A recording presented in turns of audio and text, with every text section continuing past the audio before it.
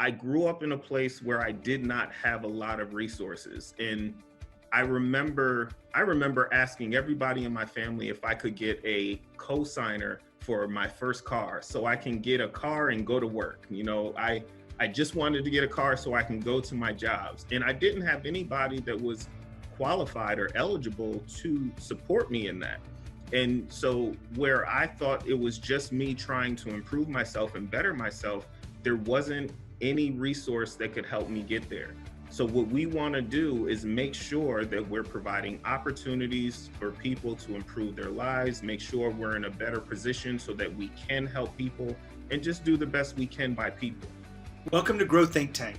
This is the one and only place where you will get insight from the founders and the CEOs of the fastest growing privately held companies. I am the host. My name is Gene Hammett. I help leaders and their teams navigate the defining moments of their growth. Are you ready to grow? Mission-driven organizations contribute to fast-growing companies. You may be thinking that mission is not so important, and I get it. It's something that you feel like is a little bit squishy. It's hard to measure mission if you're on mission, but it's much easier to measure market share, profits, revenue, whatever it is you're measuring. Mission-driven should be a part of that plan. In fact, I believe it should be a part of the core of the business so that you invite others to join you in that mission. Those employees, those partners, those customers understand the mission and they want to be a part of it too. This contributes to your growth as a company at a much deeper level and allows you to grow faster with the right people and overcome challenges, even in the light of viruses and things that are outside of our control. Mission is very important. We have a special guest today. His name is Vernon Green. He's the CEO and founder of G Cubed. They are cybersecurity for government organizations, and they do a lot of great things that we talk about in here. What he's doing for his community is amazing. But what he's also doing for a school that needed a little bit extra support in the cybersecurity area of teaching students and how his employees are getting involved with that. What I like most about this interview is that Vernon really does know how to walk the talk. He really is someone who is out there putting mission over self. We talk about that many times today in this interview. So make sure you tune in, take notes about a mission-driven company and how that contributes to growth. Now here's the interview with Vernon. Before we dive into the interview, I wanted to remind you that you can actually get a tool that I've been working with clients with for the last couple of years. I've refined this tool that's gone through several iterations. Now we have it completely automated. You can actually go online and fill out the leadership quiz. To get the leadership quiz, just go to theleadershipquiz.com. That's pretty easy, right? Theleadershipquiz.com. What you will get when you do that is you will answer a few questions. You will see where you rate based on the core principles of fast growth companies. If you're ready to grow your company or you want to see where you are, then make sure you go to theleadershipquiz.com. Inside it, you will get insight to where you are, understand where you want to improve, and you will get them mapped into the 10 areas that are most specific to fast growth companies. Again, go to theleadershipquiz.com and you can get that right now. Hi, Vernon, how are you? Great. And yourself? I am fantastic. Excited to have you on the podcast. I wanted to jump into this. I've already kind of let our audience know a little bit about you and your background, but I want you to tell us about G Cubed. What do we need to know? Well, the very fundamentals about G Cubed is after 20 years of military service and retirement, transitioning out of the military was one of the scariest things I had ever done. I went into the military at 19. It was my whole adult life, and I didn't exactly understand the civilian and commercial world. But, I dived out, went out and got a job with a small business. And what I realized very quickly is that the culture of the outside was not exactly the same as the culture that I had in the military. So when I started thinking about starting a business, it was all about producing a business that was focused on mission over self and incorporated the Army values, because that's what had led me so far. It hadn't failed me in service, and now it doesn't fail me in my civilian career. Well, I think you were onto something with that because of all the interviews I've done and research and hundreds of founders just like yourself I've had on the show, many of them have put a high emphasis on creating a mission-driven organization that is more than just let's make some money. What do you think? Exactly. The money part, if you do a good job and provide a service and fix problems and things like that, the money will come. But I usually have issue with partnering with people who focus on the money. I am more focused about the mission and the solution and the people and the outcomes. And that has been very successful for us. So I don't want to leave this unsaid, but I'm kind of curious, what is the mission? Oh, that's a great question. So, mission over self, we are about keeping business and people securely connected. In this world where there are new tools and there are new solutions and all kinds of technology advancing, what we sometimes forget is with every advance in technology, there's an advance in vulnerability. So, mitigating those vulnerabilities is what helps us allow technology to advance us to the next level, but still be secure in the fact that we protect our networks, we protect our data, we protect our people. So we're 7 weeks into this COVID, this new change of remote working force. I'm sure that's put your cybersecurity to the test in new ways. It absolutely has. I'll tell you that from the aspect of a remote workforce and remote challenges and tools and things like that, we have at a very fast pace become a completely remote workforce supporting our government contracts and supporting our continuous mission. And now everything is a teleconference or a video teleconference and maintaining those relationships, not just from a technological standpoint, but from the absence of the direct connection, being in the same room with someone. So the challenges have been great. But the answer to that is just making sure you hire people that have the right mindset about mission over self. We all realize that we have challenges, but we try hard to stay together and accomplish the mission. And you got about 100 employees, is that right on my research? Just about 50. About We're 50, looking okay. at doubling this year. Well, I We're wanted looking to at make sure that doubling we're this all in year, and we context think it's here. very attainable. Um, you had talked with my team about the importance of community involvement as a company. And I think a lot of people are seeing benefit behind that if they were involved with the community after things have shut down. I've seen restaurants being supported because it's local. And what does that mean to you, the community involvement? So people who know me will tell you that I am only in business to support my nonprofit habits. I am also the founder of GQ Community Services, which is a nonprofit that operates in our community. What's important to me is when we make profit within certain areas, we take a large percentage of our profit and redirect it back into those communities through programs, after school programs, character development programs, STEM and STEAM initiatives. It's all about not just giving back, but it's important to me that we provide opportunities to those that don't normally have opportunities. When I came into the military, I'm from New York, and there weren't a lot of opportunities for me at the time.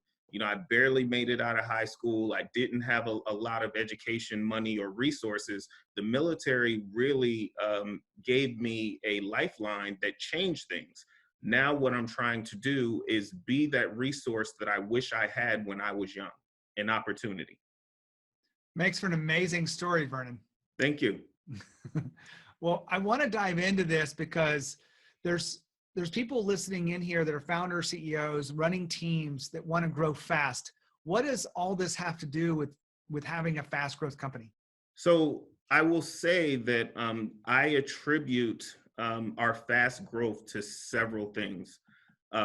One is from a customer standpoint, we truly partner with our customers and understand their needs. And everyone likes to say that, but it's a lot of times your customer doesn't really know what they need. They have something, some requirement and so forth and so on. But I used to work at a company called Circuit City, and Circuit City is closed. So a lot of people may not know what Circuit City is anymore. But I used to sell computers. And when people would come to me to sell computers, I wouldn't try to sell them the highest brand or the most expensive. I'd ask them, what do you need and what are you going to use it for? And then I'd make the recommendation based on what they were going to use it for.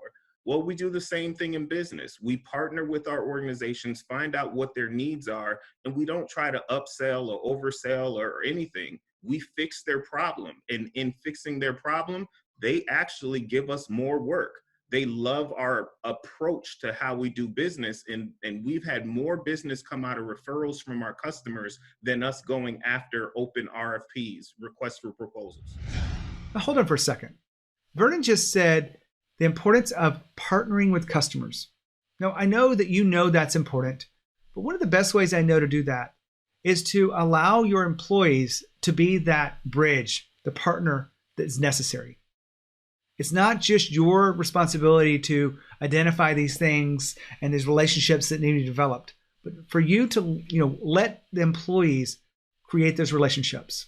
And better yet, build up employees so they know how to do it. Build up the employees to have the confidence and courage to be able to have real meaningful conversations with the customers. Give them the support that they need. Because when you as a leader develop those skills inside of employees, they want to stay because they're gaining so much experience and value and growing their skills. This is something I've seen is very important if you really want to develop the people on your team. Now back to the interview. Now, I know that's what everybody wants to have as a business, is a healthy referral stream. Is there a connection between the community work and that referral stream and the relationship you have with your customers? Absolutely. I will tell you that if you look at the workforce that we have right now, people, the new generation of employees want to be a part of something that is bigger than themselves, not just about the money. They want to know that the organizations they work for have social responsibility, that they're contributing to greener ecosystems, that they're doing things that improve their communities.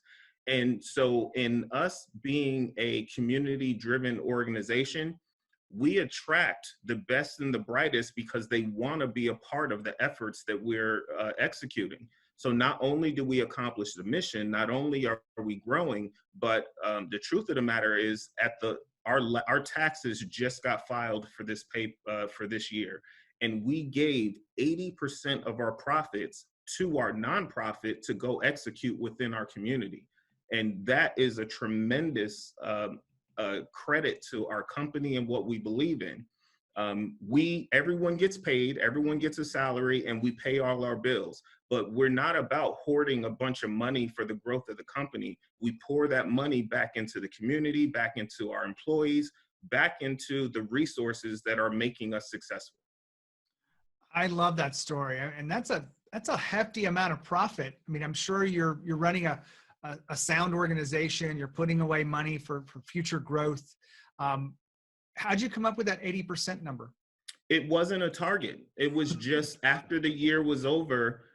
Believe me and my COO fight about this all the time. Miss Wendy Maurer, she's like, we got to make profit. We need to make sure that we keep the doors open and we pay our people and we take care of things. And we do. She fights for increased benefits for our employees. She fights for, higher, like we match on our 401ks. She fights for all those things that make us a very desired place to work. And then after that is done, we have just common sense mission type things. I was, for example, a teacher in one of the local high schools reached out to me because she said that she's required to teach cybersecurity, but she does not have a cybersecurity background.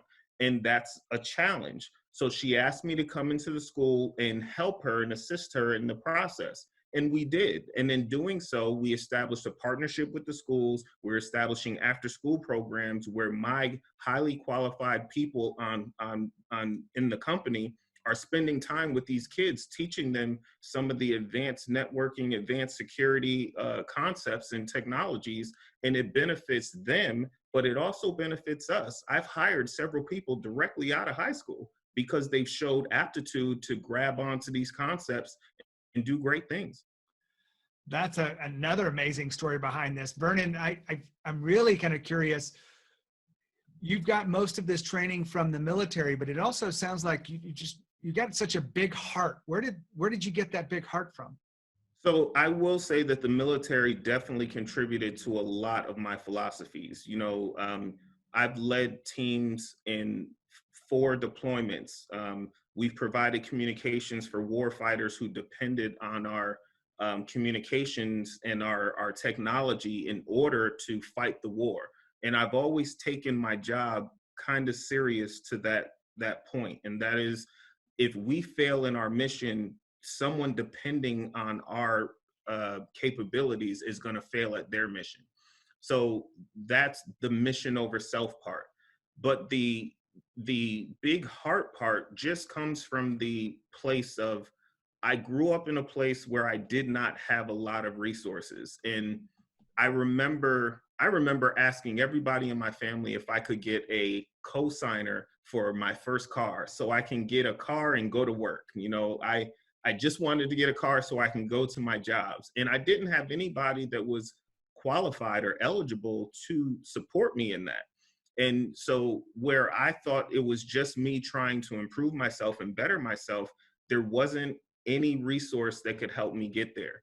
So what we want to do is make sure that we're providing opportunities for people to improve their lives, make sure we're in a better position so that we can help people, and just do the best we can by people. People are an organization's greatest asset. Now, well, let's wait a minute here. Vernon just talked about having a big heart. Now, I know I asked the question, but I want you to think about your heart as a leader. Are you really showing all of yourself? Do you have the empathy you need to, especially in a time like COVID-19 where people are a little bit fearful? Maybe they're just not sure. There's a lot of unpredictability in front of them. When you take the time to truly connect with people heart to heart, have real conversations, not just about the work, but about what's going on inside them, you can raise their confidence, you can increase their level of courage, and you can be the leader that they really want and will follow. All it does is take a little bit more attention around your own big heart. Vernon shared with us why it's important, but developing others is a part of your job as a leader. Back to the interview. Well, I know you've taken some uncommon approaches to building a fast growth business. What is one that you could share with us that you haven't already shared? Just something that you think it might be counterintuitive that has worked or really moved the needle for you? I will say, when you first start your business, you have all kinds of needs and very limited resources. That when you first start, you have to take whoever is willing to do the job at whatever cost you are able to pay. One of the hardest decisions as a leader is when you have those people that helped you start and they've tapped out on their capability. Do you hire someone as you grow? Do you hire someone that can replace them to take you further, or do you stay loyal to the people that got you the growth that you've sustained? I've always prided myself on making business decisions, and in such a way that I've had to terminate friends and family members and people that were very close to me for the advancement of the business. And I hope that we can stay friends and close and everything after, because it's not personal. It's truly about the advancement of the business.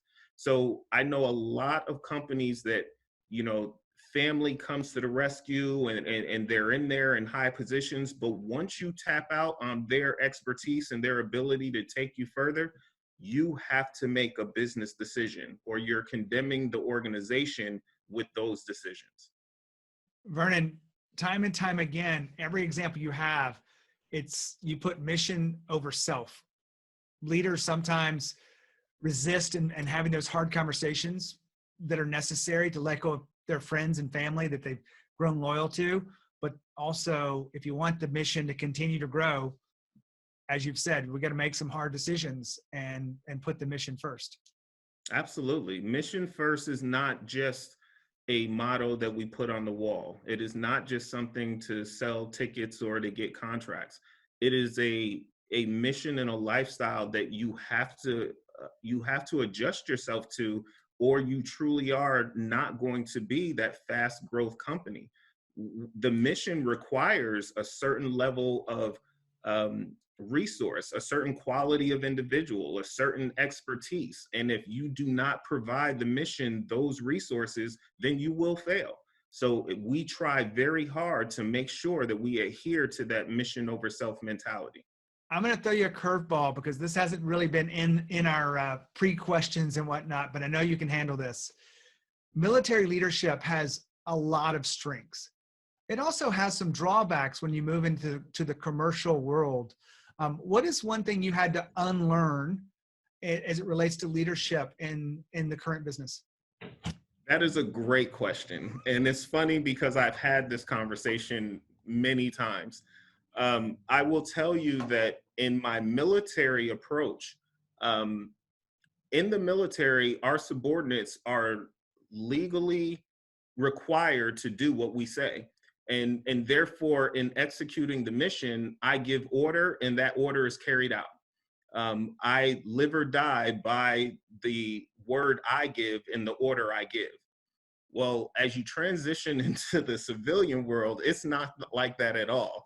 I have to convince my team on a regular basis that I am the leader. I know what I'm doing through demonstrated proficiency, through leadership, through you have to prove yourself. It's not adherence to the rank that I hold. It's adherence to what I display on a daily basis, what my expertise is, my demonstrated accomplishments. There is a huge difference in leading in the military versus leading in business.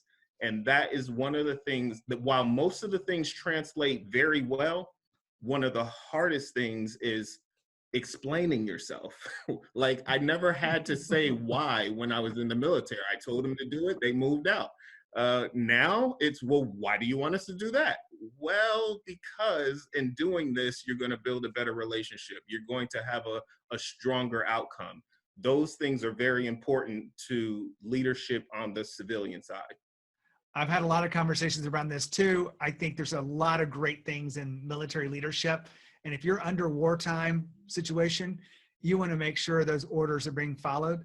But thank God we're not always under wartime. We're under cooperation, and we're moving together as a team, and we're growing as teams. So I appreciate you being honest with this. And I saw the smile on your face there that it's something you've had to work on. Absolutely. Absolutely. It's definitely a challenge because sometimes I want to beat my chest and say, just do it because I said so. But that's not good leadership. And I'm not saying that it's bad in the military, because sometimes in the military, I don't have time to explain why. I don't. If we're going to accomplish this mission, I need you to execute right now, make it happen, move forward. And I'm not going to lie, there are some times like that in commercial practices too. But what I like to tell my team, and I harp on this very regularly, in those non-essential times, building those relationships with your team will allow you to endure when those critical high stress times come. So I make sure that I have individual relationships with all of my managers, as many of my employees as possible. So at those times when I don't have time to explain why, they trust and believe in my leadership. They trust and believe in who I am, and they still carry out the mission.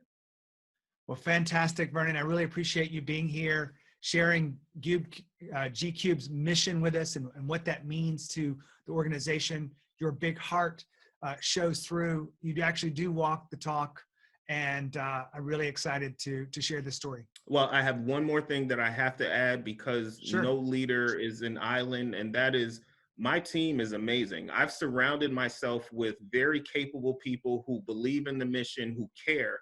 And to be honest, they do most of the work. As a CEO and a visionary, I give very broad guidance. This is what I want to see happen. It just so happens that I am a technical leader, but at the same time, my team makes the mission happen. And I could do nothing without them. So I am very appreciative of the people that I have surrounded myself with. Well, we will definitely make sure that that's highlighted here on the show. Thanks for being here on the podcast. Thank you so much, sir. Another fantastic interview here on the podcast. I really enjoy talking with people who see the world a little bit differently. Having such a focus on mission is really powerful. How it aligns people together, how they can contribute to charities. Giving away 80% of profits is unheard of. But there's a reason behind this madness. And Vernon really does believe that his job is not just to make money and create a business so that he can have a lifestyle, but it's to be a part of something bigger than himself and to invite others along that mission. He's a real leader. Hopefully you will learn something from this and be able to apply it to your day-to-day as a leader. Now, we all go through defining moments as leaders. I went through them before. I'm still going through them. You probably have a defining moment in front of you. Are you stepping up to that action? Are you stepping up in a way that allows you to let go of the old version of you to become the leader that your team deserves, to become a leader that really does drive growth, connection, and make people really feel a part of that mission? Those defining moments are exactly what I do as a coach. I want to help you through those decisions, guide you in any way I can, use frameworks and tools to give you the support you need to make it faster, smoother, and get you where you're going to take advantage of the opportunities in front of you. Just make sure you reach out to me, gene@genehammett.com, and make sure you keep listening into these episodes. Hopefully you're applying it, you're taking something away from each episode and applying it inside your business. It's really important for you not just to be a passive listener, but to actually work on what you're hearing and do something about it. If you have any questions about that, make sure you reach out. As always, lead with courage. We'll see you next time.